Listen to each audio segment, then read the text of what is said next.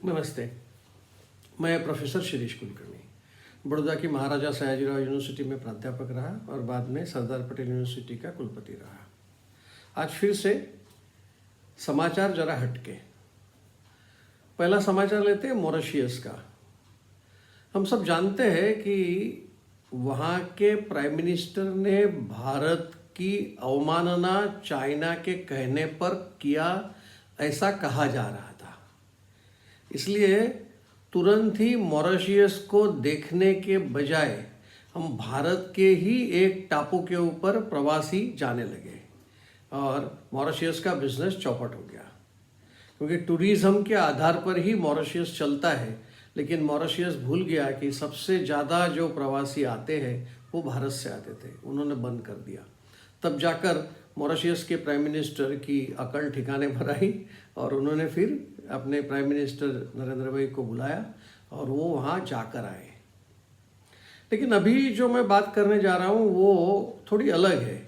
जैसे money laundering के case, भ्रष्टाचार के केस, कोई फ्रॉड के केसेस है।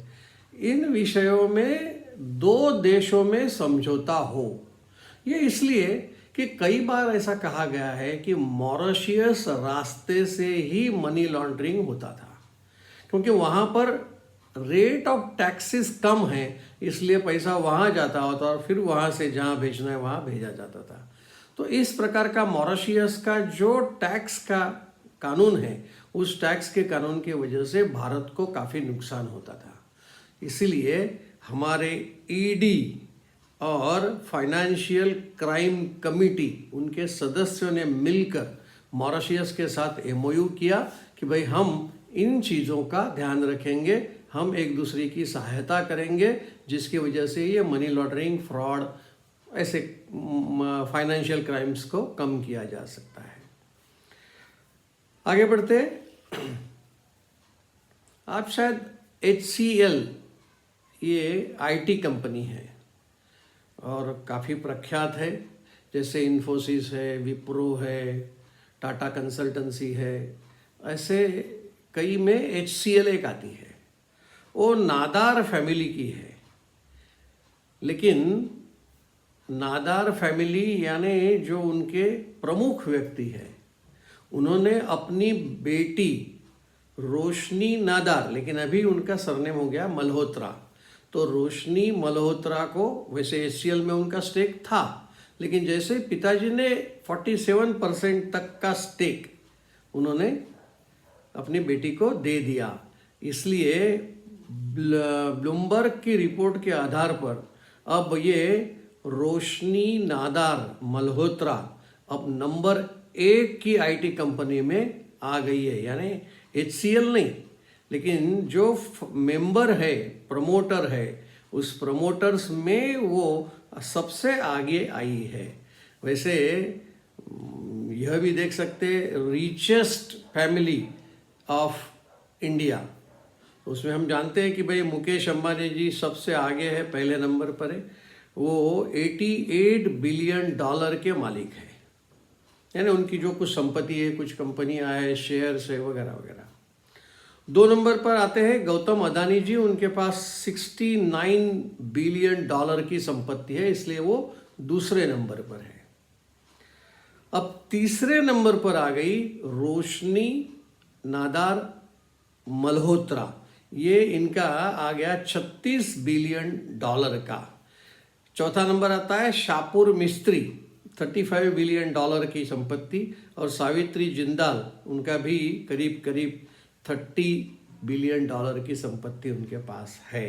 यानी कहना ये था कि भाई ये रोशनी नादार मल्होत्रा अब पहले 5 अमीर लोगों में से तीसरे नंबर पर पहुंच गई है, क्योंकि उसके पिताजी ने 47% स्टेक उसे दे दिया। अगर ये आईटी कंपनियों के बारे में अगर हम सोचें तो HCL टेक्नोलॉजी के पास 2.57 लाख करोड़ है।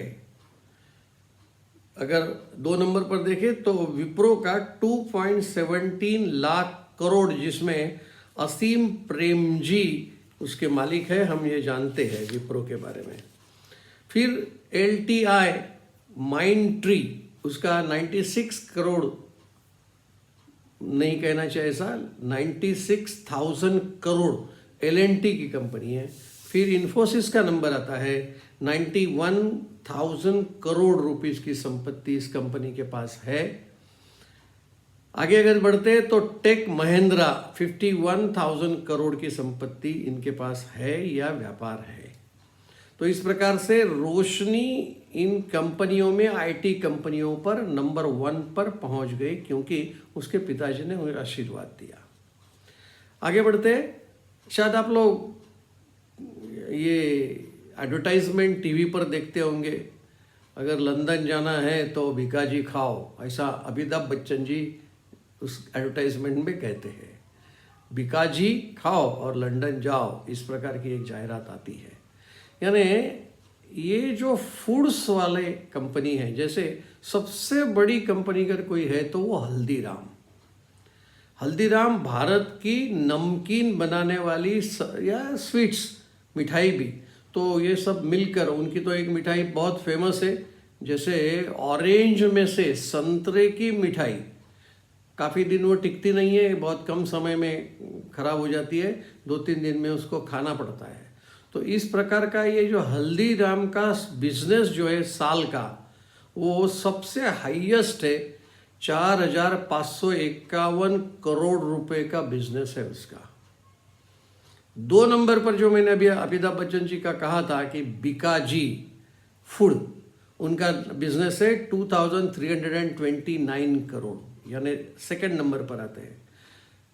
तीसरे नंबर पर आता है प्रताप स्नैक्स, उनका बिजनेस है 1,618 करोड़ रुपीस।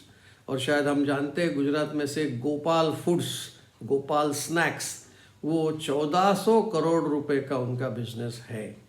लेकिन आज मैं इस समाचार को इसलिए ले रहा हूँ कि हल्दीराम को क्या हुआ पता नहीं, वो अपना स्टेक जो है, अपना जो शेयर है, वो बेचे जा रहे हैं। ये हल्दीराम का 10% उन्होंने ऑलरेडी बेच दिया है सिंगापुर की टीम सेक कंपनी को, ऑलरेडी बेचा है। अब और भी वो 5% का स्टेक उसी कंपनी को बेचने जा रहे हैं। $500 के लिए वो बेचने जा रहे हैं। इस प्रकार से हमारी भारतीय फूड की कंपनी अब जाने वाली है किसी और कंपनी के पास।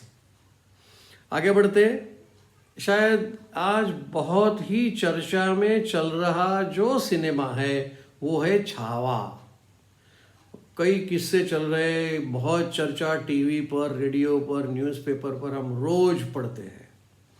लेकिन मैं अब उन चर्चाओं में न जाते हुए मैं सिर्फ छावा एक फिल्म, एक मूवी, इसके आधार पर ही आपसे बात करने जा रहा हूँ। ये एक फिल्म ऐसी है कि सालों से थिएटर से दूर जाने वाले प्रेक्षक अब केवल छावा सिनेमा की वजह से खींचे आ रहे हैं थिएटर की तरफ। तो आज की स्थिति ये हो गई है कि भाई बॉक्स ऑफिस जो है, इंडियन बॉक्स ऑफिस का जो रिपोर्ट है, वो बॉक्स ऑफिस का रिपोर्ट कहता है कि भाई गत साल से इस साल 39% की बढ़ोतरी हुई है। और वो बढ़ोतरी हुई है तो इसका टोटल जो इनकम है वो 2,245 करोड़ रुपए का हुआ। कब? सिर्फ जनवरी और फरवरी 2025 की मैं बात कर रहा हूँ। ये पूरा टोटल जो फिल्म का बॉक्स ऑफिस है उसका ये टोटल रेवेन्यू आया है सारी फिल्मों का। इन सारी फिल्मों का 39% बढ़ोतरी हुई है। उसमें से छावा फिल्म का जो है वो 53% कंट्रीब्यूशन है। यानी अगर देखें तो 1,245 करोड़ रुपए का उसका कंट्रीब्यूशन इसमें है।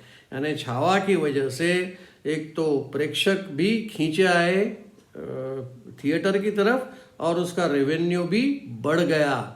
1,245 करोड़ रुपए का जनवरी फरवरी का मिलकर जो बॉक्स ऑफिस का रेवेन्यू है वो इतना बढ़ा। चलिए आगे बढ़ते हैं। एक शिक्षा के विषय में मैं बात करने जा रहा हूँ।